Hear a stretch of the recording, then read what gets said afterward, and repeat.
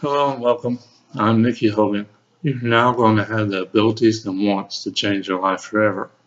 Everybody has wants in life. And after today, you're going to change the way you look at things and the way that we have been taught and told since a very early age. The day and age of massive corporations taking care of us from beginning to end are over, which is exciting news. It means you can choose the life you want for yourself. If you don't make courageous choices for yourself, nobody else will. There is no one path, there's every path. And every path starts with this moment.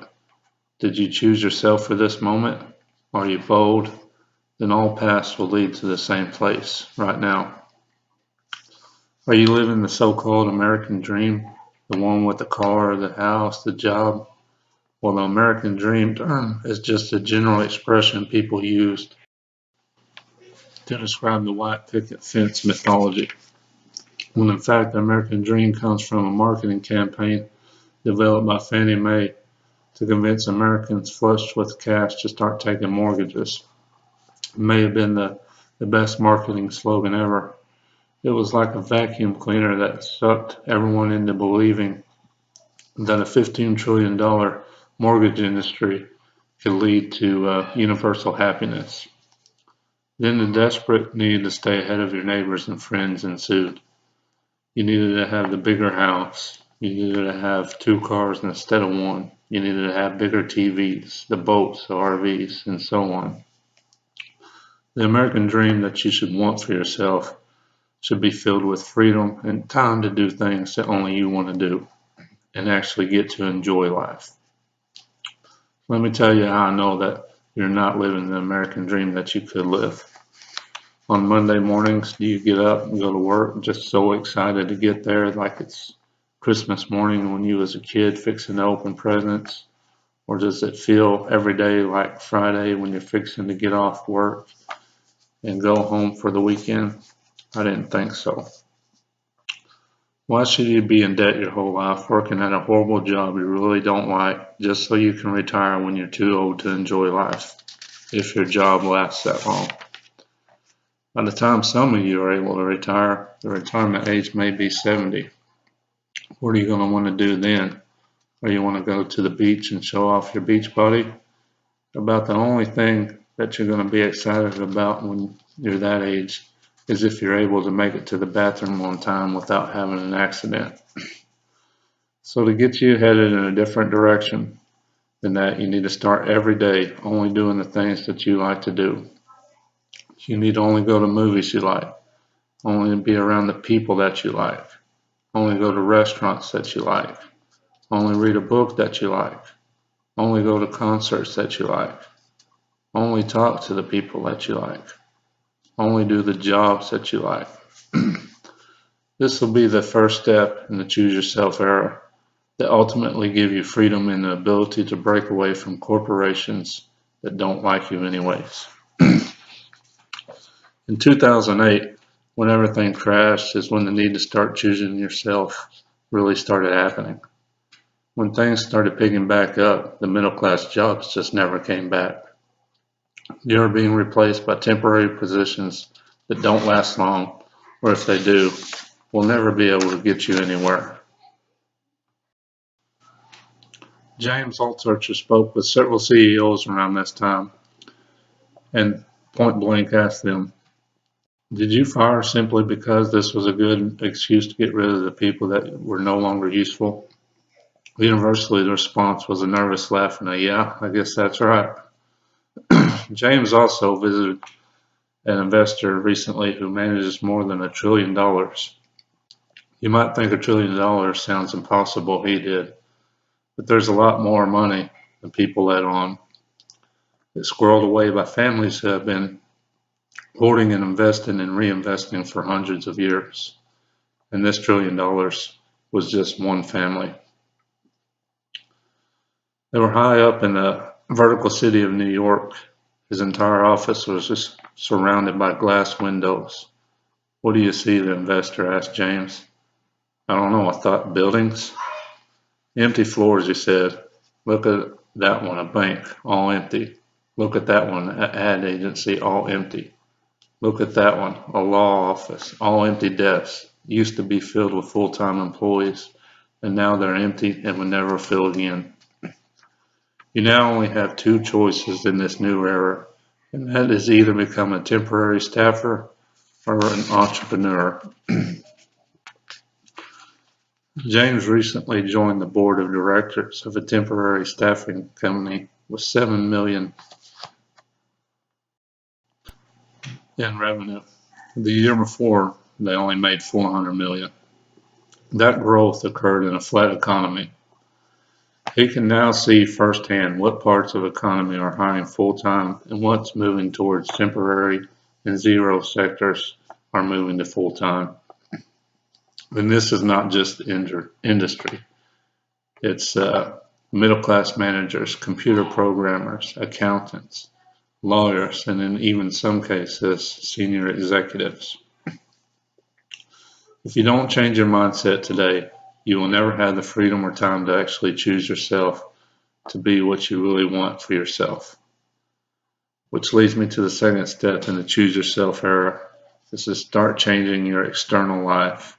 You have to change your mental, physical, emotional, and healthy self. Corporations want identity to go away. They want the best and brightest to be mediocre, so the corporation and not the individual would be successful. These simple daily practices will propel you to become a successful entrepreneur.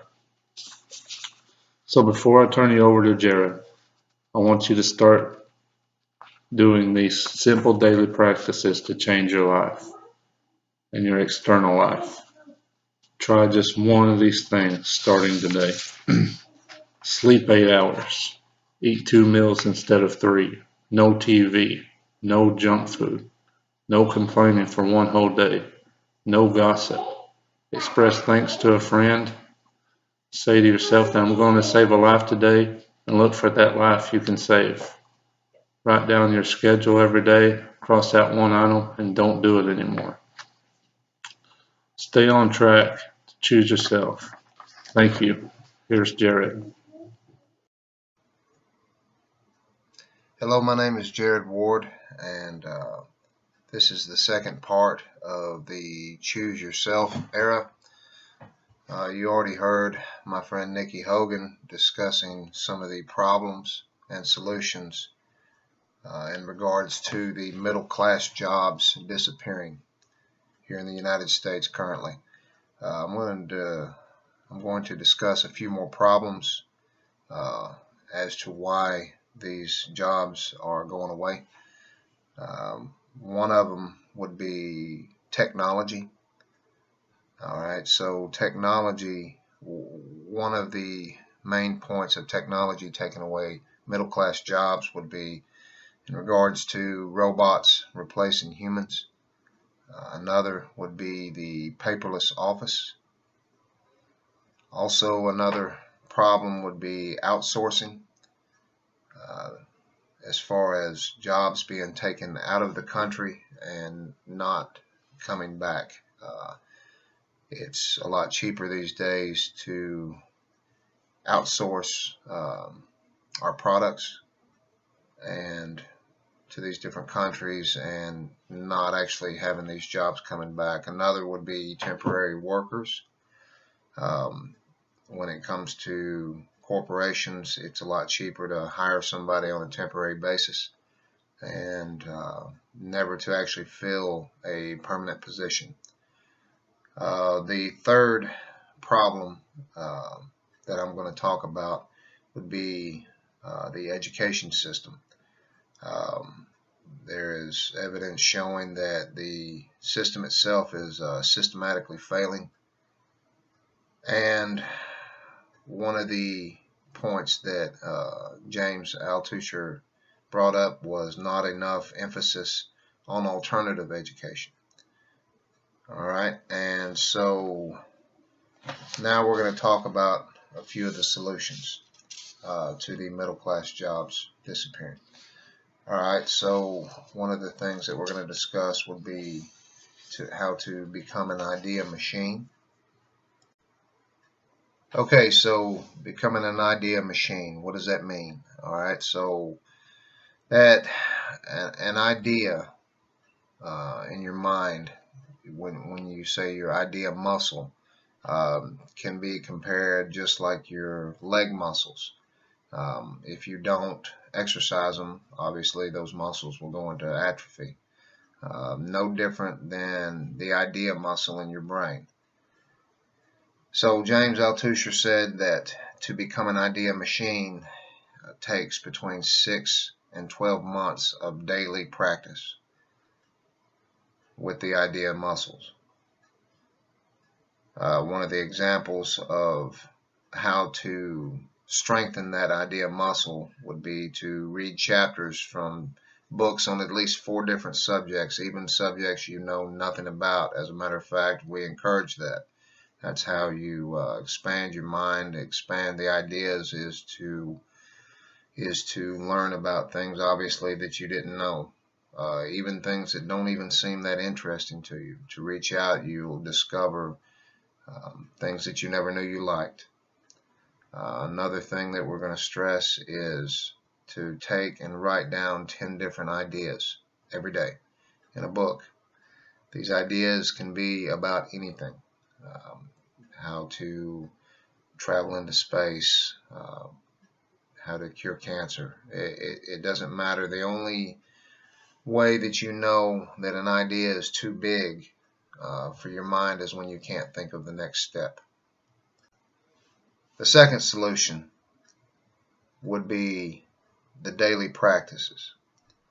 All right, so the simple daily practice, which is what we're discussing, shows that it is not actually your external life that needs to change, but to understand that the external changes flow from the inside. To start with these daily practices, pick one of the items that Nikki had listed earlier in the video and practice that every day. Do something that takes you out of your current rhythm. And the third solution would be to better yourself. Okay, so how do you better yourself? In 4 different facets. All right, physically, emotionally, mentally, and spiritually. And in short, that just means be healthy in all these different aspects. In your physical life, in your emotional, your mental, and your spiritual life. Learn to lead a healthy lifestyle in all these different facets.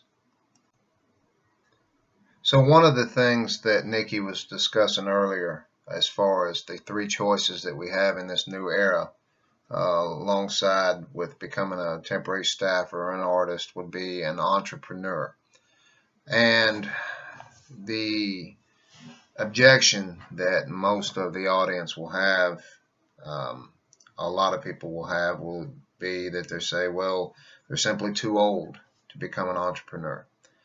And I'd like to list out some examples on why it's never too late. You're never too old to become an entrepreneur.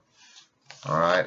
One of the best examples I can give would be Colonel Harlan Sanders, the inventor of Kentucky Fried Chicken. He did not invent that, or I shouldn't say invent that. He didn't create that business until he was 65 years old.